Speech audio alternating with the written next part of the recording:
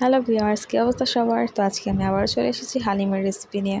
সেজন্য প্রথমে হালিম মিক্সের একটি প্যাকেট নিয়েছি, আর এর মধ্যে থেকে আমরা পেয়ে গেলাম 2টি প্যাকেট।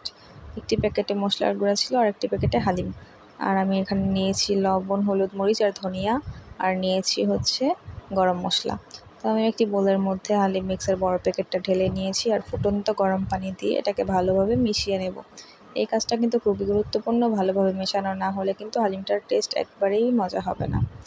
তারপরে ভালো মতো মেশানো হয়ে গেলে এটাকে একটা সাইডে রেখে আমি গরুর মাংসগুলোকে পানির মধ্যে পরিষ্কার করে ধুয়ে নিচ্ছি। আর এগুলোকে কিন্তু আমি আগেই কিউব করে কেটে রেখেছিলাম।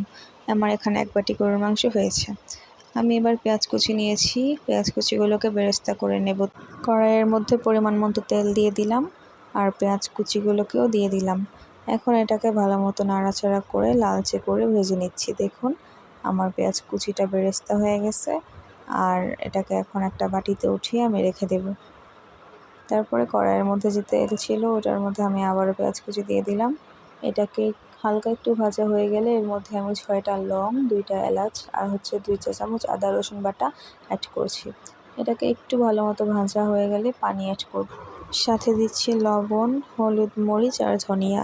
আমি এখানে আরও অ্যাড করলাম হালিম মিক্সের যে মশলাটা ছিল ওইটার অর্ধেকটা পরিমাণ, বাকি অর্ধেকটা আমরা পরে অ্যাড করব।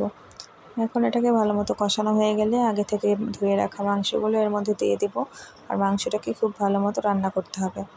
মাংসটা যখন এরকম তেল উঠে আসবে ওই পর্যায়ে আমরা এটাকে একটু ঢেকে দিব যেন মাংসটা সুন্দর মতো সিদ্ধ হয়ে যায়।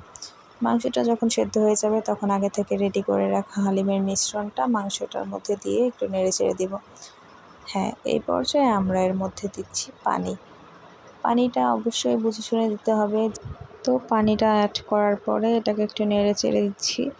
এখন কিন্তু সবসময়ই নাড়াচাড়া করতে হবে, নাহলে কিন্তু তলানিতে লেগে যাবে। এখন একটু ঢেকে দিলাম 5-6 মিনিটের জন্য।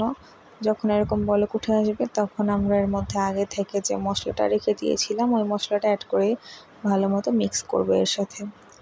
মশলাটা যেন দলা পাকিয়ে না যায় সেদিকে খেয়াল রাখতে হবে। তো এখন আমাদের হালিম মিক্সটা কিন্তু রেডি হয়ে গেছে। দেখুন আমি পেঁয়াজ বেরেস্তা দিয়ে এটাকে ভালো মতো পরিবেশন করছি।